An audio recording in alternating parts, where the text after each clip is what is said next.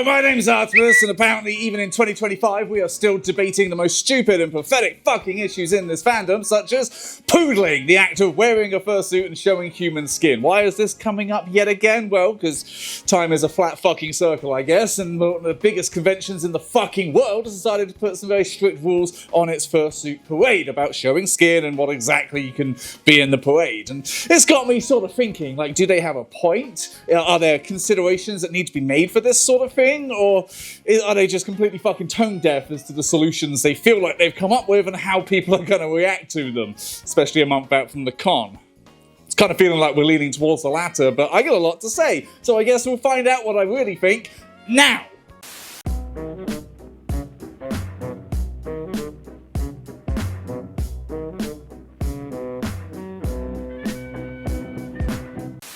Okay, just to bring you all up to speed with a little bit of quick information. Anthrocon is obviously one of the biggest Furcons in existence and has been the biggest Furcon before that title started getting handed off to other cons that reached a similar size. Therefore, it has this status of being one of the big ones that you need to go to really feel like you've had that furry fandom experience. That means that a shitload of people go to this con and want to do all of the things they've seen people do, like their very popular fursuit parade, which actually goes out through the city and has a lot of support from the local community and, well, the local city itself. It's a very big deal for everybody involved, and it's lovely, and it's one of those bucket list items. The problem with that is that with more people going each year and more people wanting to do this each year, numbers have kind of skyrocketed to the point where it's not manageable in its current state, and something has had to be done. That something has been releasing a new policy for this parade that needs pre-approval against a certain set of criteria, which we shall go through later on. This has obviously led a lot of people to be very butthurt and pissy about what this criteria is, and more importantly, the things that were left unsaid, and the, things that are generally going to go along with judging one fursuiter against another, and things have gotten quite sticky since, which is a bit odd considering they've also released this in a tweet just a month before the convention itself. Okay, so first off, I will have to say that I do understand to an extent exactly why they're going to put in a restriction like this, or at least the need for some sort of restriction in any case, because yeah, it's a very popular con, and I understand that a parade is an incredibly hard thing to organise. In fact, I would go so far as to say that herding a group of blind, deaf and dumb sheep is probably easier than a bunch of fursuiters who are labouring under that intense heat. So I understand why you might want to whittle down such a huge amount of attendance down to a much smaller, more manageable number.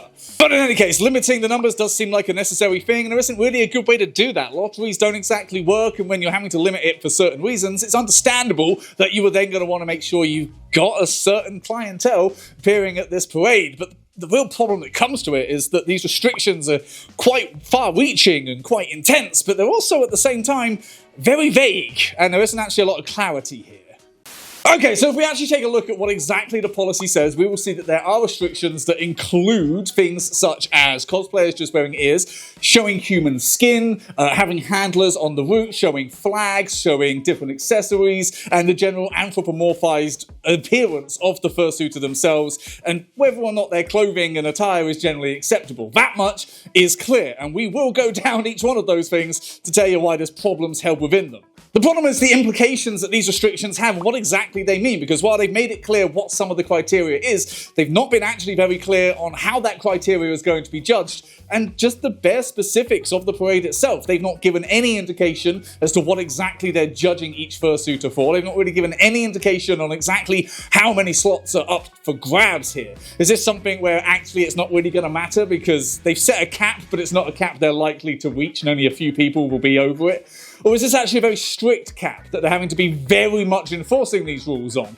We've got no idea because they've been vague as fuck about all of that. And of course, when you have a look at these certain things saying about anthropomorphized characters and not showing human skin, it very much starts to seem like partial fursuiters, such as myself, are incredibly disadvantaged against those who can afford a full-body suit. Add to that these very vague criteria that they've not actually really said how they're going to be judging, and it does make you wonder, well, what are they looking for? What exact image are they trying to put out to the public that's going to see this parade?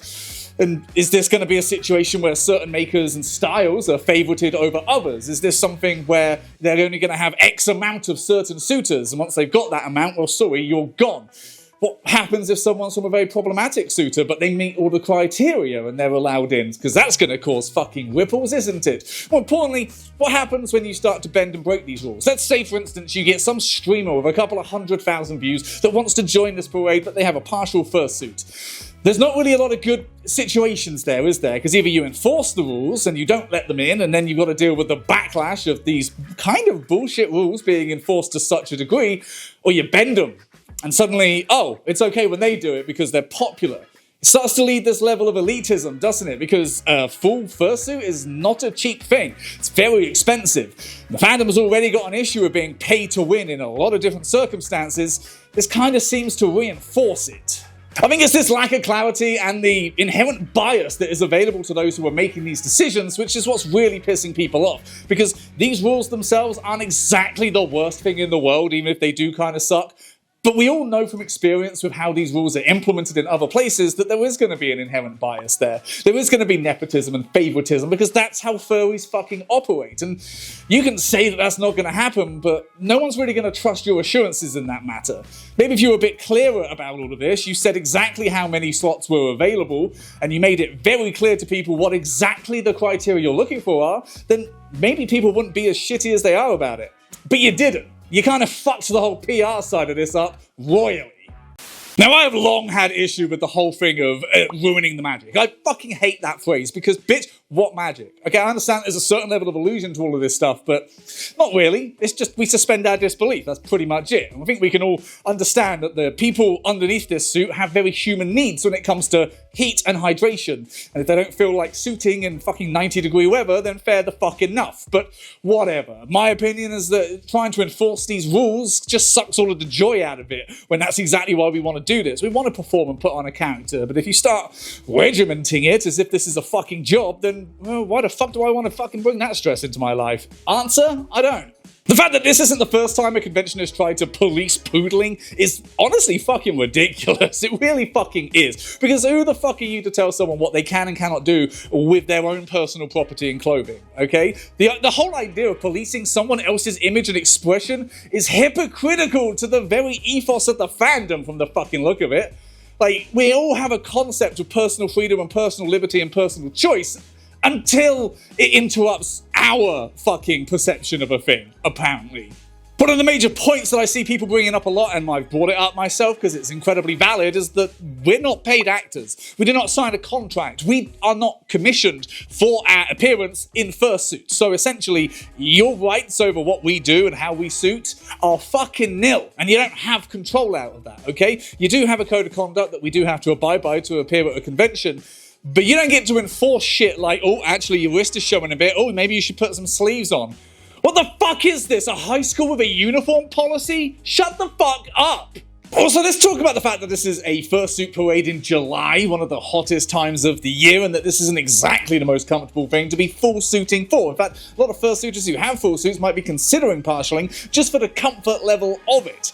I mean, are you prepared for heat stroke? Are you prepared for people to be fucking dying by the end of this? Because that's the reality that you're going to be facing. And honestly, when you look at the sort of heat endurance that people are going to need to do this thing, it starts to border on ableism almost. People with certain medical conditions aren't exactly going to be equipped to go out there into this heat fully fucking dressed up in a walking carpet. Now, are they? And that doesn't really seem fair. Now, I understand it's not going to be your intention to discriminate against people like this, but it does appear like there is discrimination built into this line of logic. And yes, for sure, yeah, you can't have a handler there unless they are needed for your medical condition, or of course, if you are a minor and you need a parent or guardian with you. And that's fair enough, but if it's not a big enough issue to deal with the handlers showing skin, if it's totally okay for them to show skin, then why the fuck is it not a problem to do it elsewhere?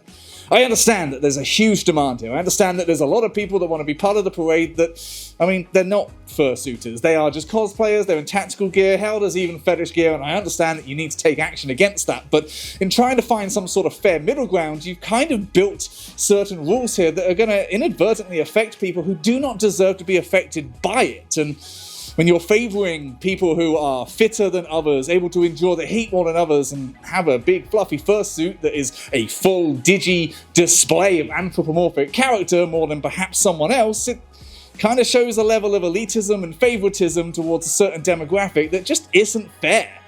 Okay, so after shitting all over the policy and how everybody's gonna hate it and all the stupid things that come along with it and the dangers and the risks and all of that blah blah blah, it is time that I try and give a less biased viewpoint to this and try to understand that actually there are issues that need addressing and there is something that needs to be done in this situation, whether furries want to admit it or not, and a convention does get the right to dictate what rules it's gonna put in place. And that's kind of where we are. First off, the numbers. Now, again, Anthrocon has been one of the biggest cons in the fucking world for quite a while, and it's probably not going to lose that spot for even longer.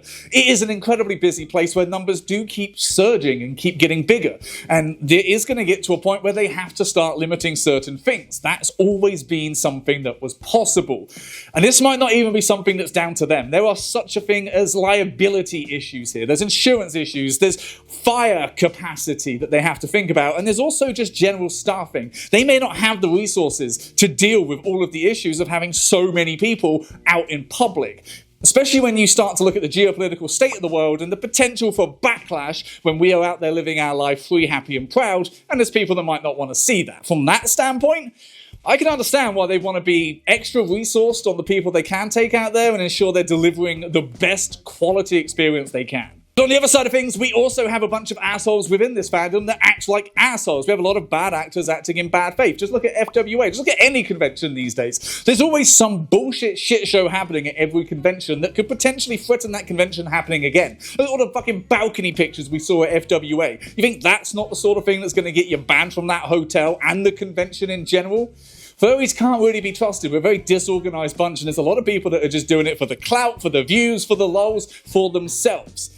And when a convention is starting to gain such notoriety and has this sort of image that it needs to uphold, I can't really have a go at them for wanting to control exactly who gets to act as an ambassador for them and their brand. Actually, that's another point that I wanted to talk about, because this is something that maybe people aren't considering as well, and that's that this con being so big, it has a certain image and a certain role to play within the world that we're in right now, and therefore anybody that represents it also carries that burden, whether you want to or not. Being this big, being this open, and being this public means that you are unwittingly making yourself an ambassador, not just for the convention, but for the fandom in general. We have an awful lot of people who are very unworthy of that role. If you are putting people out front and you know that the media is going to see that and they might potentially report on it, you're going to want those people to be the sorts that we want to be exposed. Because we got plenty of fuckers out here who should really not be targeted by the media as a representation of our fandom.